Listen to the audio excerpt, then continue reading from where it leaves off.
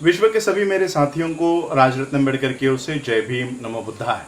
आज मैं आप लोगों को एक विशेष जानकारी देने के लिए ये वीडियो बना रहा हूँ और ये जानकारी ये है कि पिछले 2 दिन पहले यानी पिछले मंगलवार को 28 या 26 अप्रैल 2020 को यूनाइटेड नेशंस के USCIRF इस धार्मिक अल्पसंख्याकों के सुरक्षा हेतु बनी हुई ये जो समिति है United states commission for international religious freedom, इस संस्था ने विश्व की धार्मिक अल्पसंख्याकों को सुरक्षा प्रदान करने वाली इस विश्व की संस्था ने भारत का रिपोर्ट तैयार किया है। आप लोगों को जानकारी होगी कि मैं पिछले साल 27 सितंबर को हम लोग यूनाइटेड नेशंस में जब इस देश के प्रधानमंत्री मिस्टर नरेंद्र मोदी वहां पर जाकर भाषण देने वाले थे और भारत की सारी बातों को वहां रखने वाले थे, तो इसकी जानकारी हमारे पास 3 महीने पहले 4 महीने पहले आ गई थी कि वो 22 सितंबर को जाने वाले हैं, लेकिन उन्होंने अपनी तारीख चेंज करके 27 सितंबर कर दी थी। तो हम लोगों ने पहले से ही 3 महीने पहले से ही Shri Guru Ravidas Sabha of New York, Begampura cultural society of New York और मैं यहाँ से भारत से कोऑर्डिनेट कर रहा था। और जिस दिन नरेंद्र मोदी यूनाइटेड नेशंस में भारत की ओर से वो भाषण करेंगे उसी दिन हेडक्वार्टर के सामने, यूनाइटेड नेशंस के हेडक्वार्टर के सामने वहाँ पर धरना प्रदर्शन करने का हम लोगों ने वहाँ पर नियोजन कर रखा था। तो मैं यहाँ से भारत से न्यूयॉर्क गया और वहाँ पर हम लोगों ने धरना प्रदर्शन किया। धरना प्रदर्शन करने के बाद यूनाइटेड नेशंस को हम लोगों ने जो मेमोरेंडम तैयार करके गए थे, मैं आभार व्यक्त करूंगा Ambedkar international mission UK London के सतपाल ममन जी का और शेखर बोधकर जी का, जिन्होंने हमको ये मेमोरेंडम बना के दिया कि क्या मांगे रखनी चाहिए और किस तरह से अपनी बातों को वहाँ पर रखना चाहिए। तो ये मेमोरेंडम हमने यूनाइटेड नेशंस को दिया।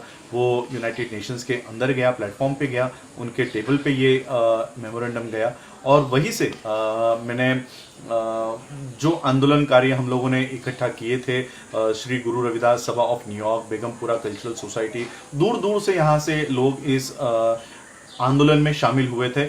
और जब हम यूनाइटेड नेशंस के गेट के ऊपर हम लोग जब ये आंदोलन कर रहे थे, हाथ में सारे, आप लोगों ने वो वीडियोस भी देखे हैं कि मेरे खुद के सर पे कि मोदी इज अ किलर करके वो पट्टी थी, तो सभी लोगों के हाथों में इस तरह के झंडे थे, क्योंकि उस समय गुरु रविदास जी का जो गुरु घर था वो दिल्ली का गिराया गया था। 100 बच्चों को अरेस्ट कर दिया गया था, वो लोग जेल में थे। तो हम लोग ये सारी मांगों को लेकर वहाँ पर धरना प्रदर्शन कर रहे थे। भारत में मुसलमानों को जय श्री राम बोलने पर, न बोलने पर उनकी हत्या हो रही थी, उनको पेड़ से लटका कर मार डाला जा रहा था, शेड्यूल कास्ट के बच्चों को मारा जा रहा था। तो इस तरह की सारी घटनाएं भारत में घट रही थी। तो यहाँ पे आवाज़ उठाने के बजाय, और खुद सुप्रीम कोर्ट ने EVM के संदर्भ में एक डिसीजन दिया था कि इसके ऊपर अब हम लोग कोई पिटीशन नहीं लेने वाले, कोई हम लोग किसी की बात नहीं सुनने वाले। तो मुझे पता था कि भारत का जो लोकतंत्र है, जो 4 पिलर्स है, ये RSS ने अपने जेब में कर लिए है, तो यहाँ पर आवाज़ उठाने का कोई मतलब नहीं है। तो लेकिन यूनाइटेड नेशंस में हम लोग ये बात रख सकते हैं। और एक वीडियो मेरे YouTube पे आज भी वो वीडियो होगा, 2018 के साल में मैंने बनाया था कि USCIRF ने एक वीडियो रिलीज किया था और उन्होंने बताया था कि वो भारत में आके धार्मिक अल्पसंख्याकों के परिस्थिति के बारे में जानना चाहते हैं, लेकिन भारत की जो एम्बेसी है वो उनको यहाँ पर आने से रोक रही है और उनको वीज़ा नहीं दे रही है।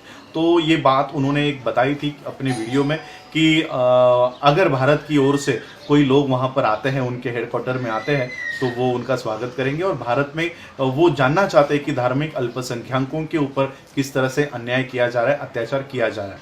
तो ये वीडियो मुझे एक जज साहब ने मुझे भेजा कि सर देखो, अगर आप यहाँ पर जा सकते तो आप यहाँ पर जाइए। तो मैंने भी एक वीडियो बना के कहा था कि अगर वो यहाँ पर नहीं आ सकते तो मैं वहाँ जाऊँगा और भारत की सारी परिस्थिति वहाँ बताऊँगा। और फिर मैं ये 27 सितंबर का जो आंदोलन था, ये आंदोलन करने के बाद वहीं पर आंदोलन में वॉशिंगटन डीसी से एक साथी आए थे जिनका नाम परमजीत माही जी है। तो परमजीत माही जी को, और मैंने सभी साथियों को कहा कि मैं यूएससीआईआरएफ के हेडक्वार्टर पे जाना चाहता हूं जो वॉशिंगटन डीसी से है। तो हमारी मैडम वहां पर थी, चंचल मल मैडम जी, जिनकी वजह से मैं ये सारी न्यूयॉर्क के साथियों से मिल पाया। पिंदर पॉल जी, जिन्होंने मुझे स्पॉन्सरशिप की और 10 साल का वीज़ा मेरा यूएस का लग गया। अब मैं 10 सालों में कभी भी यूएस में आ जा सकता हूँ, न्यूयॉर्क और पूरे यूएस, यूनाइटेड स्टेट्स में, वॉशिंगटन डीसी हो, कहीं पर भी आ जा सकता हूँ। तो पिंदर पॉल जी का भी मैं दिल से शुक्रिया अदा करता हूँ कि उन्होंने उनके जो फाइनेंशियल स्टेटमेंट्स थी वो जोड़ने के बाद मुझे ये यूएस का वीज़ा लग गया। तो उनका भी मैं तहे दिल से अभिनंदन करता हूँ, आभार व्यक्त करता हूँ। चंचल मिल जी का आभार व्यक्त करता हूँ कि इनके वजह से ये इतना बड़ा प्लेटफॉर्म मुझे हासिल हुआ। और फिर परमजीत माही जी ने कहा कि वो खुद वॉशिंगटन डीसी से है और वो बाय कार आए हैं। बाय कार 5 घंटे का वो रास्ता था, 5-6 घंटे का रास्ता। तो उन्होंने कहा कि आप मेरे साथ चलिए, मैं आपको उस यूएससीआईआरएफ के हेडक्वार्टर पर लेकर जाऊंगा। और फिर 1 अक्टूबर को मुझे हैरिसन एकिन्स करके जो पॉलिसी एनालिस्ट है, जो इंडिया के ऊपर उनको स्पेशल जिम्मेदारी दी गई है, तो उन्होंने मुझे अपॉइंटमेंट दी। और फिर 1.5-2 घंटे तक हमारी वहाँ पर चर्चा चली। खुद परमजीत माही जी भी मेरे साथ इस चर्चा में थे और उन्होंने भी भारत में क्या क्या हो रहा है, मैंने भी भारत में क्या क्या हो रहा है, ये सारी बातें वहाँ पर बताई। और Satpal Mamanshi Ambedkar international mission UK के माध्यम से उन्होंने जो मुझे मेमोरेंडम तैयार करके दिया था वो मैंने वहाँ पर सबमिट किया। और हैरिसन एकिन्स जी ने मुझे विश्वास दिलाया कि आने वाले जो साल में है वो इंडिया के ऊपर ये रिपोर्ट बनाएंगे। अब ये रिपोर्ट उन्होंने रिलीज की है, ये जानकारी देने के लिए मैं ये वीडियो बना रहा हूँ।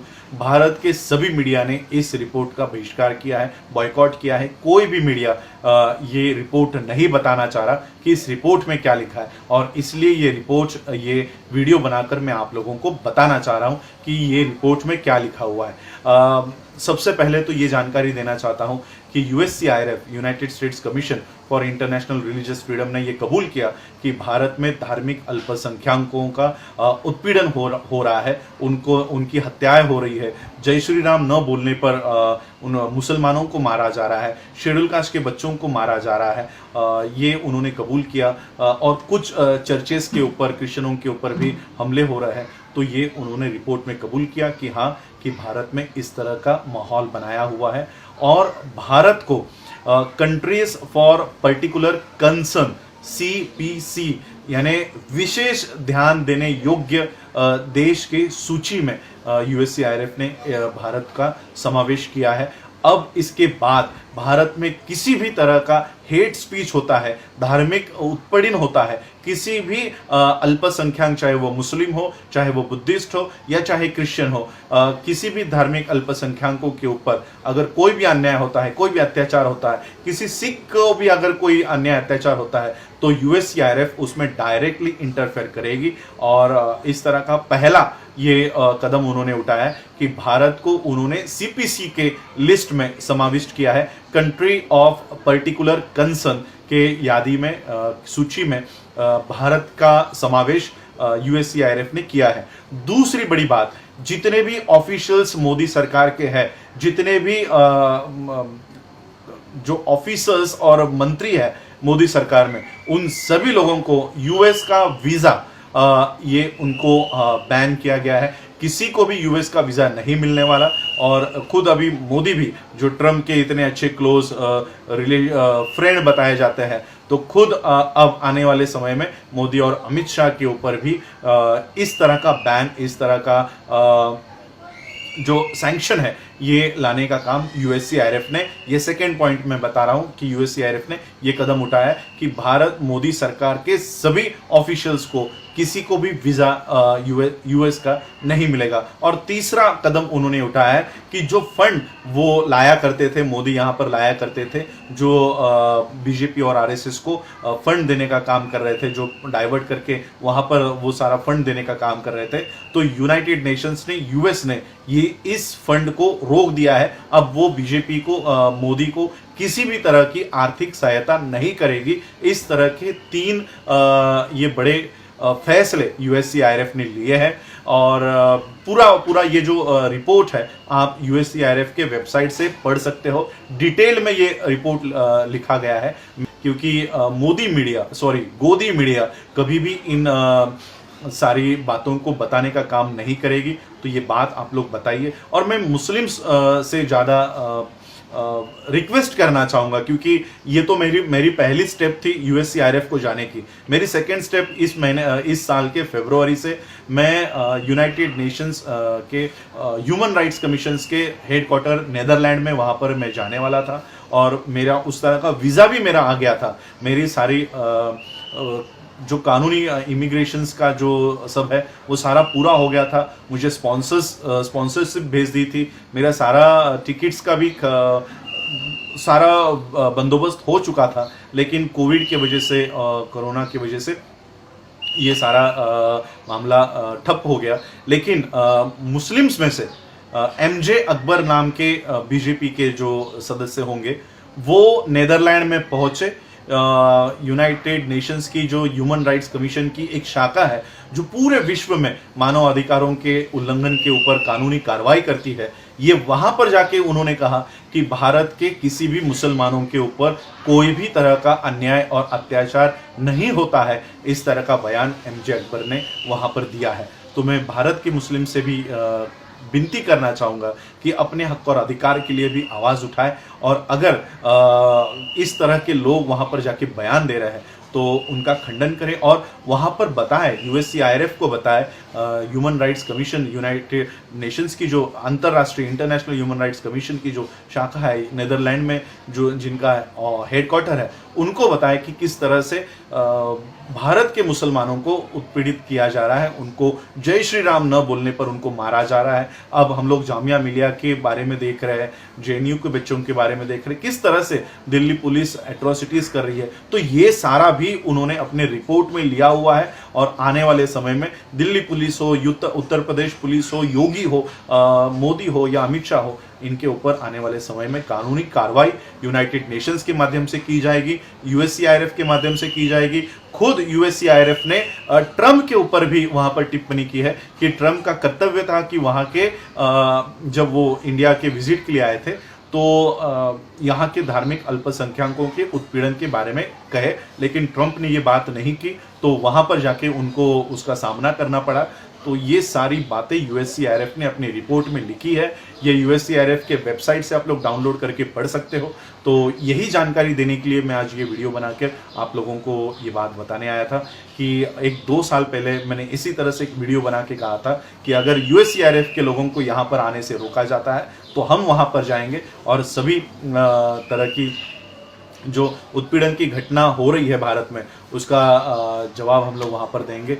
तो मैं वहाँ पर गया, 1 अक्टूबर को मैंने वहाँ पर सारा बयान दिया, और आज हमारे सामने उसका रिपोर्ट है। ये रिपोर्ट भारत का मीडिया छुपाने की कोशिश कर रहा है। खुद यहाँ के फॉरेन मिनिस्टर ने कहा कि हम लोग इस रिपोर्ट को नहीं मानते, लेकिन यूएससीआईआरएफ इस तरह से भारत के अल्पसंख्यकों को बचाने का काम कर रही है। और मैं आने वाले समय में आप सभी लोगों का, मुस्लिम्स हो, क्रिश्चियंस हो, बुद्धिस्ट हो, सभी अल्पसंख्यक इस देश में है, उनसे एक ये वादा चाहता हूँ कि जब भी हमारे ऊपर कोई भी अन्याय हो, अत्याचार हो, इस तरह की घटना घटित हो, तो ये प्लेटफॉर्म्स हमारे लिए बने हैं। यहाँ पर अगर हम अपनी आवाज़ रखते हैं, जहाँ पर हमारे खुद 130 मेंबर ऑफ पार्लियामेंट हमारी आवाज़ नहीं उठा रहे, तो उस संसद से हम लोगों को कोई अपेक्षा नहीं रखनी चाहिए। जहाँ पर सुप्रीम कोर्ट जब कोरोना के इस प्रादुर्भाव से पूरा देश जूझ रहा है, तब सुप्रीम कोर्ट के जजेस कह रहे हैं कि शेड्यूल कास्ट की लिस्ट को फिर से बनाया जाए, और शेड्यूल कास्ट नई तरीके से कौन कौन शेड्यूल कास्ट की जातियों में आ रहे। तो इस तरह का काम कोरोना के पीछे, कोरोना के आड़ में ये किया जा रहा है। संविधान को नष्ट करने का काम कोरोना के आड़ में भारत में हो रहा है। अभी आज सुबह एक खबर आई है कि महाराष्ट्र के मुंबई में आईएफएससी का जो ऑफिस हुआ करता था, जो सारा कैपिटल यहाँ पर हुआ करता था, वो गांधी धाम में शिफ्ट किया जा रहा है, और सभी आर्थिक व्यवहार अब गुजरात में होंगे। और पूरे देश की जो आर्थिक व्यवस्था है वो अब गांधीधाम से चलाई जाएगी।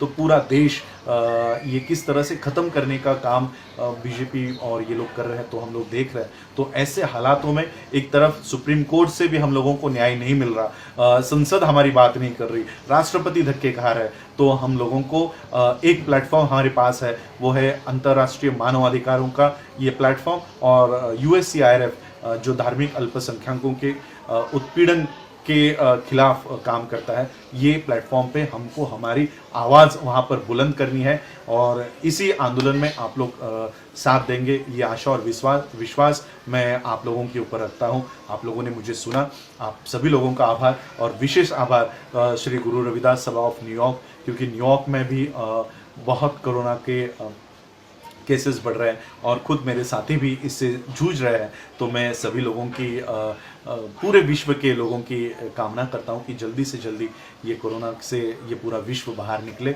और आप लोग भी अपना ख्याल रखें। तो सभी लोगों ने जिन जिन लोगों ने मुझे इस मोमेंट में साथ दिया, मैं सभी लोगों का आभार व्यक्त करता हूं और यही रुकता हूं। आप लोगों ने मुझे सुना उसके लिए आभार। जय भीम, जय भारत, जय बुद्ध।